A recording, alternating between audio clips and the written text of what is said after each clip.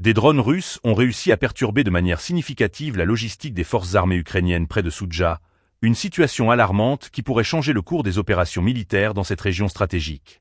Selon un combattant de l'unité Anvar, l'équipage du drone, avec l'indicatif d'appel BIC, a frappé plus de 50 cibles en seulement 9 jours, infligeant des pertes considérables à l'ennemi.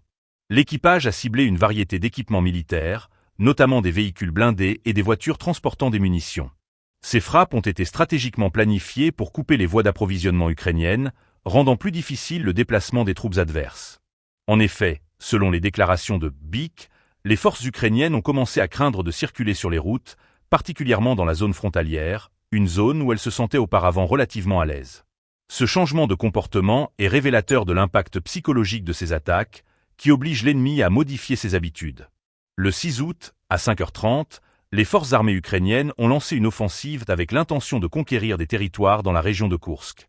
Cependant, cette avancée a été rapidement stoppée, comme l'a confirmé le chef d'état-major général des forces armées russes, Valery Gerasimov. Ce dernier a affirmé que l'opération dans cette région se terminerait par la défaite des forces ukrainiennes et l'atteinte de la frontière d'État.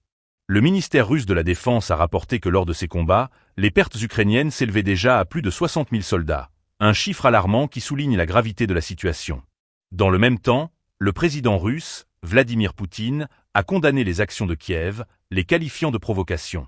Il a également promis une réponse adéquate, affirmant que tous les objectifs de la Russie seraient atteints.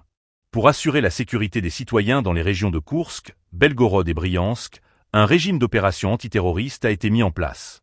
Ce dispositif vise à protéger la population tout en renforçant les capacités militaires russes sur le terrain.